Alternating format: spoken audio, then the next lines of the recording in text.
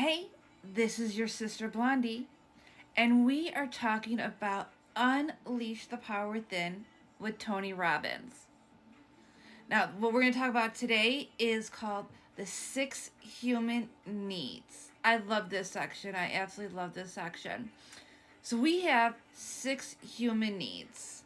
I'll list them out for you: certainty, variety, significance, connection slash love, growth, contribution. Now, your first four that I just listed are known as your primary needs. The last two, which was growth and contribution, those are known as your spiritual needs. And he put us through a little exercise.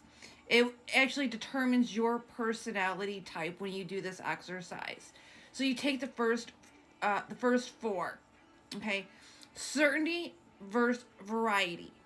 What do you lean towards? What is more important? And then you take the next two, which is significance versus connection and love. Which side do you lean to? And that determines your personality. Everyone has a top two, okay? Everyone's going to have a top two. Some people are more concerned with being significant versus love, and some are more concerned with love versus significance. And also, another part of the exercise was, how do you get those needs met? That was another interesting part. Is so you take the four and you break them down. How do you meet them in a positive way, and how do you meet them in a negative way? This is an amazing exercise. If you want to get a pen and paper and break it down, and you can see, are you meeting your needs in a healthy way? When I did this, I learned so much about myself. Because the part where it was talking about connection and love, and then I started reflecting on all of my past relationships and how was I meeting that need? Was I meeting that need in a healthy way or an unhealthy way? And I started doing a lot of self reflection, and I'm like, I'm a people pleaser. Okay, I'm a people pleaser, and I overgive. I overdo and I overgive, which is unhealthy. So I know that's an area in my life. Like, okay, I need to chill. I need to chill. Like, I don't need to be a people pleaser. I don't need to be overdoing and overgiving to receive love.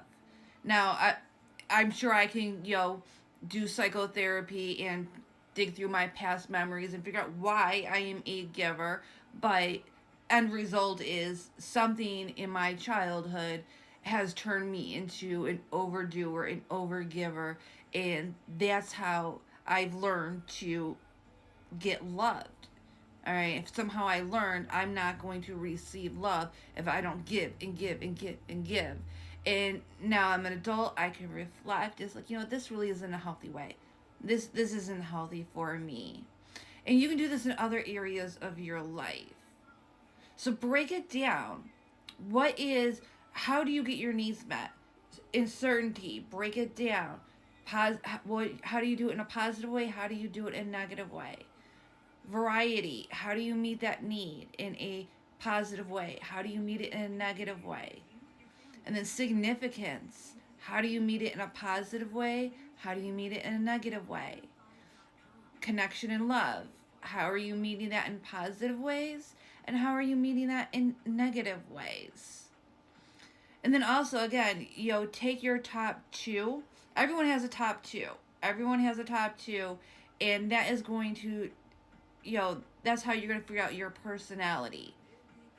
So, all right, so look at me for example. I think I have like a top three. I don't know about top two. I have a top three. I definitely value certainty over variety. Being visually impaired, I need a level of certainty. Like, things have to be put away, things have to be organized, everything has to be in its place, and I think a lot of that has to do with my visual impairment. Especially I wasn't diagnosed until I was 6 years old. I was raised sighted. I need a level of certainty.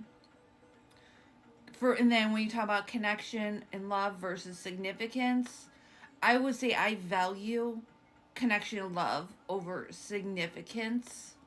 I again, I've done a lot of self reflection. I'm like, I'm not really meeting this need in a healthy way. I need to definitely improve in that area. Significance, I think a lot of people who know me in real life would say that significance is probably important to me, and I know where that comes from. I was, I'm Gen X. We were all emotionally neglected, okay? I mean, we were all emotionally neglected. And I mean, as a child, you learn to deal with it. As a child, you learn to deal with it. But then when I had my son, that's when I put the brakes on. When I had my son, that's when I put the brakes on. I'm not going to be insignificant in this family anymore. I put a stop to that. Like, no, I'm not going to be pushed aside. I'm not going to be insignificant. This is my child. I will raise my child how I see fit. And it's caused a lot of problems in my life. It's caused a lot of problems, a lot of conflict. But everyone gets to raise their child the way they see fit, unless the law somehow needs to get involved. But everyone has a right to raise their child the way they see fit. And people who want to step on my toes, there's issues. There's issues when people want to step on my toes. But do I have the desire to be the most significant person? Do I have to be the star of the show? No, I don't have that level of I need to be the center of attention. I don't have that need. I don't feel like I do anyways. I don't feel like I have the need to be the center of attention, but I do stand my ground when people want to push me aside and act like I don't matter. So you could take that however you want to take it.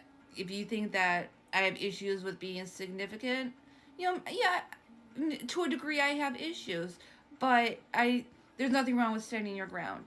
All right, that there's a book out there. A lot of people talk about boundaries. I'm setting my boundaries, and I think that's kind of a healthy thing for me.